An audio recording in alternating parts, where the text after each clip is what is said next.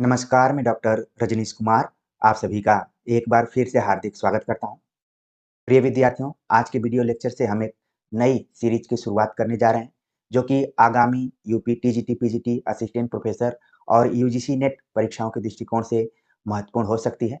साथ में बीए और एमए करने वाले विद्यार्थी भी इस वीडियो लेक्चर का लाभ उठा सकते हैं। तो जो टॉपिक है, हिंदी साहित्य का इतिहास, लेखन की परंपरा और पद्धतियाँ। जब भी हम हिंदी साहित्य से संबंधित प्रवक्ता, असिस्टेंट प्रोफेसर और यूजीसी नेट की तैयारियां शुरू करते हैं, तो हमारे दिमाग में यही आता है कि हम किस टॉपिक को सबसे पहले पढ़ें। तो क्रमबद्ध तरीके से हम देखें तो सबसे पहले हमें हिंदी साहित्य इतिहास लेखन को पढ़ना चाहिए। साथ में जो इतिहास लेखन हुआ है, किन किन पद्धतियों का प्रयोग किया गया है, उनको हमें जानना चाहिए। क्योंकि ये जो टॉपिक है, शुरुआती दौर का टॉपिक है, तो ये आपके लिए कठिन भी हो सकता है। परीक्षाओं में इससे 4 से 5 प्रश्न आते रहे हैं और जो कि कई बार निर्णायक साबित होते रहे। तो आप पहले भी हिंदी साहित्य इतिहास लेखन की परंपरा के बारे में पढ़े होंगे, जाने होंगे, पद्धतियों के बारे में भी जाने होंगे। लेकिन आज मैं जिस तरीके से आप सभी को बताने का प्रयास करूँगा, आपको लगेगा कि आप जिस तरीके से अपना नोट्स तैयार करते हैं और शुरुआत में नोट्स बनाते समय जो-जो दिक्कतें आती हैं, शायद वही हिंदी साहित्य इतिहास लेखन करते समय जो इतिहासकार थे, उनके सामने भी वही परेशानियाँ आई थी, वही दिक्कतें आई थी। शुरुआत में ये नहीं समझ में आ रहा था कि किस पद्धति का प्रयोग किया जाए, कैसे इसको वैज्ञानिक तरीके से प्रस्तुत किया जाए, कैसे क्रमबद्ध तरीके से प्रस्तुत किया जाए। ठीक वैसे ही जैसे हम अपना नोट्स बनाते हैं, तो कई बार हमारा नोट्स अव्यवस्थित होता है।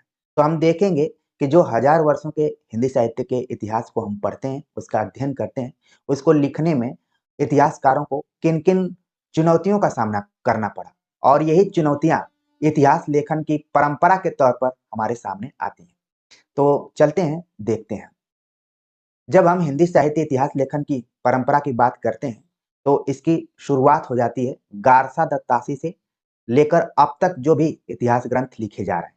अब तक यानी 2024 तक की हम बात कर रहे हैं और शुरुआत होती है 1839 से, क्योंकि लगातार लेखन कार्य चल रहे हैं। लेकिन जो शुरुआती लेखन कार्य होते हैं, वो कहीं न कहीं मील के पत्थर के तौर पर देखे जा सकते हैं, वहीं से लोगों को दृष्टि मिलती है।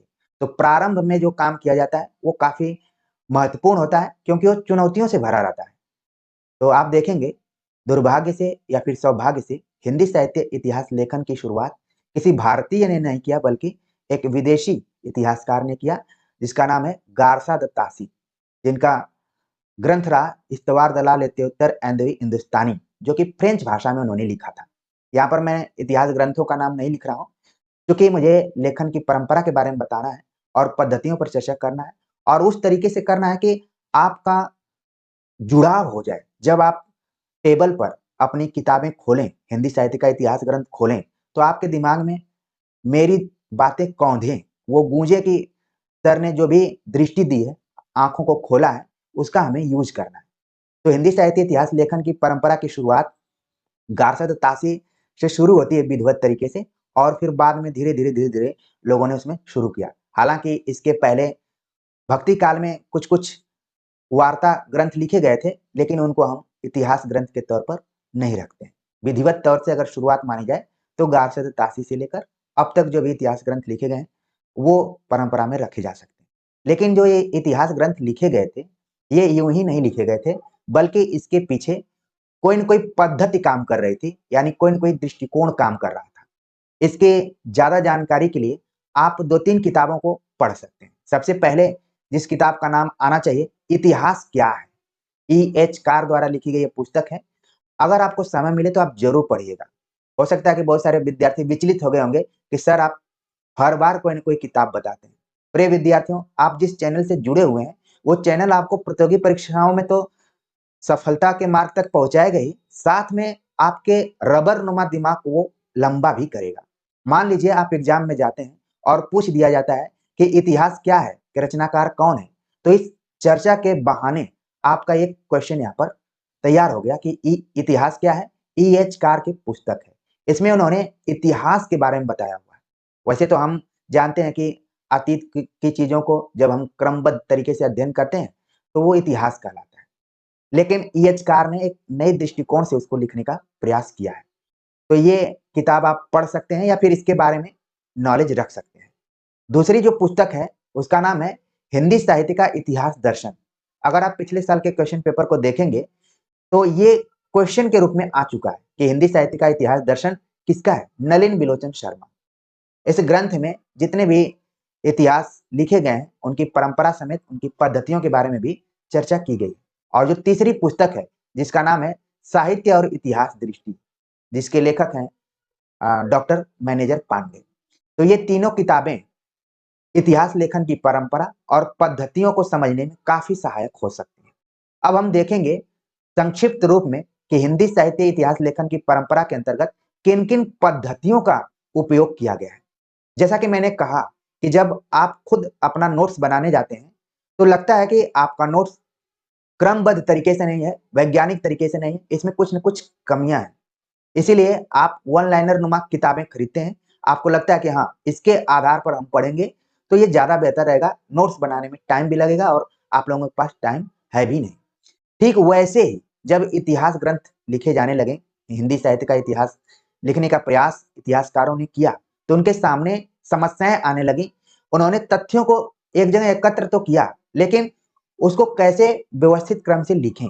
तो सबसे पहले जो लिखने का प्रयास किया गया वो वर्ण क्रम अनुसार लिखना शुरू किए, यानी कि वर्णों के आधार पर, लेटर के आधार पर वो लिखना शुरू कर दिए। यानी कि जितने भी क नाम से कवि थे या फिर लेखक थे उनको एक जगह कर दिया। भले उनका समय काल देश वातावरण सब अलग अलग रहा हो, लेकिन क नाम से जितने लोग थे उनको एक जगह कर दिया गया। वैसे ही ख नाम से जितने लोग थे, ग नाम से जितने लोग थे, यानी कि क से लेकर ग तक जितने भी रचनाकार थे सबको वर्ण क्रमानुसार एक जगह रख दिया गया, लेटर के हिसाब से रख दिया गया, अल्फाबेट तरीके से उसको सजा दिया गया और बस एक मोटी सी पुस्तक तैयार कर दी गई। तो बाद में ये पद्धति बहुत काम में नहीं आई, इसको तार्किक रूप से सही नहीं माना गया, जिसमें कि इस पद्धति का जो प्रयोग किया वो गार्हस्थ्यतासी के ग्रंथ को हम मान सकते हैं। इसीलिए आप देखेंगे कि जब भी हम तैयारी करने वाली पुस्तकों की चर्चा करते हैं तो इसमें गार्हस्थ्यतासी की पुस्तक का कभी हम जिक्र नहीं करते हैं कि उसको पढ़िए, नहीं तो आप लोग और परेशान हो जाते हैं। इसलिए हम उन्हें चुनिंदा किताबों की बात करते हैं जिनको कि पढ़ना चाहिए। लेकिन गार्हस्थ्यतासी जैसे अन्य जो भी इतिहासकार रहे हैं जिन्होंने इतिहास लेखन परंपरा में अपनी भूमिका निभाई है, उनके बारे में जानकारी होना तो जरूरी है। तो शुरुआत में जितने भी इतिहास ग्रंथ लिखे गए वो किस तरीके से लिखे गए? वर्ण क्रमानुसार लिखे गए। ठीक इसी तरीके से जैसा कि मैंने उदाहरण दिया। यानी अगर मान लीजिए क से कबीर आ गए, ठीक है, और फिर क से केशव दास आ गए, तो इन दोनों को एक ही साथ रख दिया गया। लेकिन आप तो जानते हैं कि कबीर भक्ति काल के हैं और केशव रीति काल के हैं, ठीक है। इसी तरीके से मान लीजिए आज इस पद्धति को अपनाया जाता तो केदारनाथ सिंह को भी इसी में रख लिया जाता है, जबकि ये आधुनिक काल और तार सप्तक के दौर के कबीर हैं। तो ये पद्धति बहुत तार्किक प्रतीत नहीं हुई, इसलिए इससे हटकर लोगों ने दूसरी पद्धति की खोज की, जिसका नाम रहा काल क्रमानुसार। यानी कि इसमें समय को ध्यान में रखा गया कि इतने से इतने के बीच में जो भी कवि रहेंगे उनको एक कालखंड में रखा जाएगा। इस चीज को अपनाया ग्रियर्सन ने। इसलिए कई बार सवाल पूछा जाता है कि सर्वप्रथम काल विभाजन करने का प्रयास किसने किया? तो आपका दिमाग पूरा आप फिट किए हुए हैं, तुरंत आप बता देते हैं कि जॉर्ज ग्रियर्सन ने।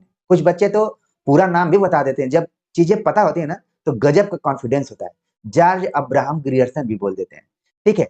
तो इन्होंने क्या किया कि इस पद्धति को खारिज करते हुए नई पद्धति के अनुसार कि वर्ण नहीं बल्कि काल को ध्यान में रखना चाहिए, जिसमें समय के आधार पर और प्रवृत्तियों के आधार पर रचनाओं का और लेखकों का एक जगह कलेक्शन किया गया। ये थोड़ा सा पहले पद्धति की अपेक्षा अच्छा रहा, तार्किक ढंग से रहा। लेकिन आगे चलकर कुछ लोगों को लगा कि वर्ण के आधार पर, काल के आधार पर इतिहास ग्रंथ तो लिखे जा रहे हैं, लेकिन अगर हम विधेयवादी पद्धति के दृष्टिकोण से लिखें तो ये ज्यादा तार्किक होगा, जिसके लिए आचार्य रामचंद्र शुक्ल का नाम सबसे पहले लिया जाता है। और आचार्य रामचंद्र शुक्ल हिंदी साहित्य इतिहास लेखन में इनसे सवाल भी पूछा जाता है कि इनका जो इतिहास ग्रंथ लिखा गया हिंदी साहित्य का इतिहास वो किस पद्धति पर है। तो आप ध्यान में रखिए कि विधेयवादी पद्धति पर है। हालांकि विधेयवादी पद्धति के जो जन्मदाता रहे यूरोप के तेन करके एक विचारक है, उनका नाम, ठीक है। लेकिन हिंदी साहित्य में अगर बात की जाए तो आचार्य रामचंद्र शुक्ल का नाम आपको ध्यान में रखना है। इसमें क्या किया गया, इसमें जाति को ध्यान में रखा गया, वातावरण को ध्यान में रखा गया, क्षण को ध्यान में रखा गया। यानी जो रचना है, रचनाकार है, जाति जाति को यहाँ पर आप व्यापक अर्थ में आप देख सकते हैं, कास्ट के रूप में नहीं है, बल्कि क्षेत्र विशेष या फिर इसको नेशन के अर्थ में भी आप रख सकते हैं। वातावरण और किस क्षण को ये रचना या रचनाकार बताते हैं, उसके आधार पर लिखने की कोशिश की, ठीक है। इसलिए आप देखेंगे कि आचार्य रामचंद्र शुक्ल ने प्रवृत्तियों को ध्यान में रखा और युग विशेष को ध्यान में रखते हुए इतिहास ग्रंथ लिखना शुरू किया। इसीलिए कई जगह पर उन्होंने वीर गाथा काल कहा, यानी जिस रचना में ज्यादा प्रवृत्ति दिखाई पड़ी उसको वीर गाथा काल कह दिया, और जिस रचना में युग विशेष दिखाई पड़ा, युग का महत्व रहा, उसको युग के हिसाब से नाम दे दिया। जैसे मध्यकाल, मध्यकाल को भी पूर्व मध्यकाल और उत्तर मध्यकाल नाम दिया उन्होंने। तो इसी तरीके से इतिहास ग्रंथ लिखे जाने लगे और उसमें पद्धतियों का बड़ा रोल रहा। फिर बाद में जैसे जैसे दृष्टि खुलने लगी, तथ्यों का कलेक्शन होने लगा, जब आपके पास जब आप नोट्स बनाने जाते हैं तो धीरे धीरे आप तथ्यों का कलेक्शन करने लगते हैं, तब आपका दिमाग काम करता है कि इसको इस तरीके से लिखा जाना चाहिए। वैसे ही इतिहास ग्रंथ लिखते समय भी इतिहासकारों ने ध्यान में रखा। उन्होंने कहा कि विधेयवादी पद्धति के साथ साथ वैज्ञानिक पद्धति का प्रयोग करना चाहिए। वैज्ञानिक मतलब क्रमबद्ध तरीके से इसको प्रस्तुत करना चाहिए। उसमें वर्ण काल विधेयवादी पद्धति का जो भी प्रयोग है सबका समावेश करके इसको और व्यवस्थित करके चलना चाहिए। हमारे दिमाग में वैज्ञानिकता कब आती है, जब हम बहुत ज्यादा सोच विचार करते हैं, चिंतन करते हैं और अपने में खुद क्रमबद्ध हो जाते हैं, तब वैज्ञानिक तरीके से सोचते हैं। जब खुद अस्थिर है तो हम कैसे वैज्ञानिक चीजों के बारे में सोचेंगे। तो देखिए, वैज्ञानिक पद्धति का प्रयोग नाम ही पड़ा हिंदी साहित्य का वैज्ञानिक इतिहास गणपति चंद्र गुप्त का। तो उन्होंने इसमें थोड़ा सा पहले से लिखी जा रही पद्धतियों के आधार पर इतिहास ग्रंथों से हट कर लिखने का प्रयास किया है। बाद में पता चला कि वैज्ञानिक पद्धति के आधार पर जो लिखा गया वो तो अच्छा है, लेकिन पढ़ाई लिखाई करने के बाद, शिक्षित होने के बाद, अपने अधिकारों को जानने के बाद, अपने को इतिहास में जब लोगों ने खोजना शुरू किया, खासतौर से महिलाओं ने खोजना शुरू किया, दलितों ने खोजना शुरू किया, आदिवासियों ने खोजना शुरू किया, या फिर ओबीसी वर्ग के लोगों ने खोजना शुरू किया, तो इतिहास में उनका कोई योगदान दिखाई नहीं पड़ रहा है, चाहे वो हिंदी साहित्य का इतिहास हो चाहे इतिहास हो। तो उनको लगा कि अपना इतिहास लिखना चाहिए, अपने दृष्टिकोण से इतिहास लिखना चाहिए। तो जब से हिंदी साहित्य में विमर्शों का दौर शुरू हुआ, इसको हम 1990 के आसपास में मान सकते हैं। प्रिय विद्यार्थियों, सन 1990 आप देखेंगे हमारे देश के लिए काफी टर्निंग वर्ष रहा है। इस समय तो मेरा जन्म भी हुआ, लेकिन टर्निंग पॉइंट क्या रहा कि हर क्षेत्र में सामाजिक रूप से, राजनीतिक रूप से, आर्थिक रूप से, साहित्यिक रूप से बड़ा ये परिवर्तनकारी वर्ष रहा, ठीक है। तो एक तरीके से आप देखेंगे उसी समय विमर्शों का दौर शुरू हुआ, तो लोगों के दिमाग में आया कि अब तक जो भी इतिहास ग्रंथ लिखे गए, गार्सद तासी से लेकर रामस्वरूप चतुर्वेदी इत्यादि तक, सभी इतिहास ग्रंथ ऐसे लग रहे हैं कि पुरुषवादी दृष्टिकोण से लिखे गए। पद्धतियों का तो प्रयोग किया गया है, लेकिन केवल रचनाकार भरे हैं पुरुषों के रूप में, कहीं कहीं महिला रचनाकार उसमें है, कहीं मीरा आ गई, कभी महादेवी वर्मा आ गई, कहीं सुभद्रा कुमारी चौहान आ गई, कहीं शकुंत माथुर आ गई। इन सबको छोड़कर सभी उसी तरीके से लिखे गए। तब सुमन राजे को लिखना पड़ा सन 2003 में, ठीक है, हिंदी साहित्य का आधा इतिहास। और आपको सुनकर ये आश्चर्य होगा कि सुमन राजे किसी बड़े विश्वविद्यालय में पढ़ाने वाली महिला नहीं थी, वो एक सामान्य डिग्री कॉलेज में पढ़ाती थी, और उन्होंने एक ऐसा काम किया जो कि खास तौर से स्त्री लेखन के लिए मील का पत्थर रहा। उन्होंने हिंदी साहित्य का आधा इतिहास लिखा। उन्होंने कहा कि अभी तक जो लिखा गया था इतिहास वो पुरुषों का इतिहास था, अगर ये इतिहास ग्रंथ लिखा जाएगा तब हिंदी साहित्य का पूरा इतिहास होगा, नहीं तो जो मैं लिख रही हूँ वो महिलाओं को ध्यान में रखते हुए लिख रही हूँ, ये हिंदी साहित्य का आधा इतिहास है, और अभी तक इसके पहले जो लिखा गया था वो हिंदी साहित्य का आधा इतिहास था। कहने का मतलब कि हिंदी साहित्य का जो भी हम लोग इतिहास पढ़ते रहे अभी तक, सुमन राजे की किताब के अतिरिक्त वो आधा ही पढ़ते रहे। इन्होंने उसमें स्त्रियों को केंद्र में रखा। फिर इसी दौर में दलित विमर्श का उभार हुआ, अलग अलग तरीके से आत्मकथाएं आने लगी, कहानियां लिखी जाने लगी। तो दलित साहित्य का सौंदर्य शास्त्र, दलित साहित्य का भी इतिहास लोग लिखना शुरू किए, उसमें अपने को खोजना शुरू किए, अपने नायकों को खोजना शुरू किए, जो नेपथ्य में छिपे हुए थे। इसी चीज को देखकर आदिवासियों का भी इतिहास लिखा जाने लगा हिंदी साहित्य के दृष्टिकोण से। फिर बीच में कुछ आलोचक ओबीसी विमर्श को भी केंद्र में लाने का प्रयास किया। हालांकि जो बड़े आलोचक रहे, खासतौर से नामवर सिंह, उन लोगों का यह मानना था कि हिंदी साहित्य को बांटकर हमें नहीं देखना चाहिए, उसको समग्रता में हम देखें तो ज्यादा बेहतर रहेगा। लिखने के लिए लोग लिखें, लेकिन इसमें विभेद न पैदा करें, जिससे कि जिस तरीके से समाज में विभेद है वैसे ही साहित्य में भी हो जाएगा। तो ये पद्धतियां रही, ठीक है। उम्मीद है कि आप परीक्षार्थी के आधार पर तो इसको समझे ही होंगे, साथ में सामान्य पाठक के तौर पर इसको आप समझें, क्योंकि यहाँ से 2-4 सवाल हर बार एग्जाम में पूछे जाते रहे। उम्मीद है कि संक्षेप में इसको आप समझ गए होंगे, बाकी विस्तार से हम आगे देखते हैं। इसकी शुरुआत मैनेजर पांडे के एक कोटेशन से मैं करने जा रहा हूं, जो कि साहित्य और इतिहास दृष्टि नामक बुक से लिया गया है। साहित्य का अस्तित्व समाज से अलग नहीं होता। साहित्य कर्म की पूरी प्रक्रिया सामाजिक व्यवहार का ही एक विशिष्ट रूप है। इसीलिए वह समाज के इतिहास से अनेक रूपों से जुड़ी होती है और व्यापक सामाजिक इतिहास का अंग भी होती है।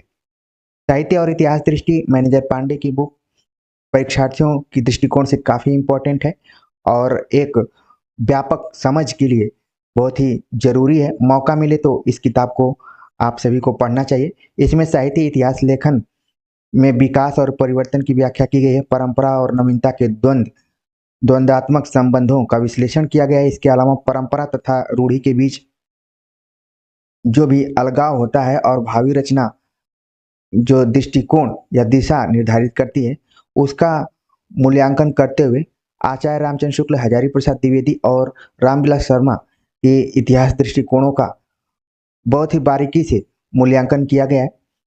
तो मैनेजर पांडे की ये बुक परीक्षा के दृष्टिकोण से इम्पोर्टेंट है ही और फैक्चुअल तरीके से कई बार परीक्षाओं में पूछी जा चुकी है। अगर बात करें हिंदी साहित्य के इतिहास लेखन की पद्धतियों की, तो मुख्य रूप से 4 पद्धतियों का उल्लेख किया जाता रहा है, जिसमें कि पहली पद्धति है वर्णानुक्रम पद्धति। वर्णानुक्रम पद्धति में रचनाकारों का विवरण उनके नाम के पहले वर्ण के क्रम से दिया जाता है। उदाहरण के लिए सरहपा, तुलसीदास, घनानंद और कुंवर नारायण जैसे कवियों का नाम दिया गया है। और देखा जाए तो इन कवियों का समय भले ही अलग अलग हो, लेकिन उनका वर्ण क्रम इस प्रकार हो सकता है। अगर कोई वर्णानुक्रम पद्धति के आधार पर इतिहास लिखना चाहे तो पहले नाम कुंवर नारायण का आएगा, फिर इसके बाद घनानंद का, फिर तुलसीदास का, फिर सराहपा का। लेकिन सही मायने में आप देखिए, अगर समय के अनुसार देखा जाए तो सबसे पहले नाम सराहपा का होना चाहिए, फिर तुलसीदास का, फिर घनानंद का और फिर कुंवर नारायण का।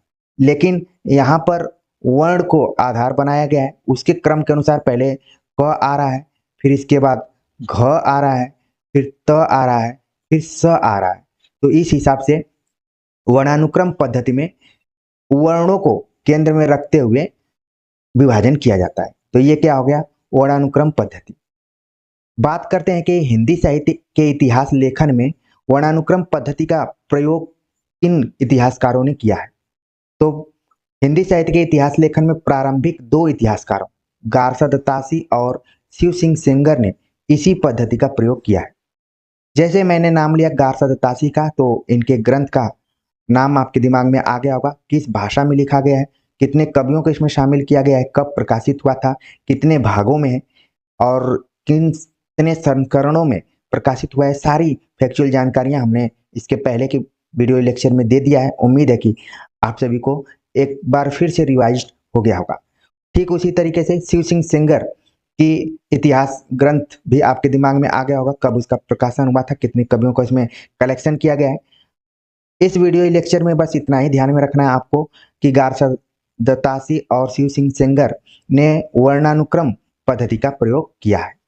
कई बार परीक्षाओं में पूछ लिया जाता है कि निम्नलिखित में से कौन सा इतिहास ग्रंथ किस पद्धति पर आधारित है।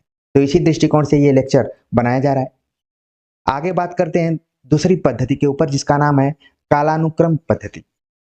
कालानुक्रमी पद्धति में रचनाकारों का विवरण उनके जन्म काल, जन्म क्रम, काल क्रम से दिया जाता है। अगर दूसरे शब्दों में बात कहें तो रचनाकार की जन्म तिथि को आधार बनाया जाता है।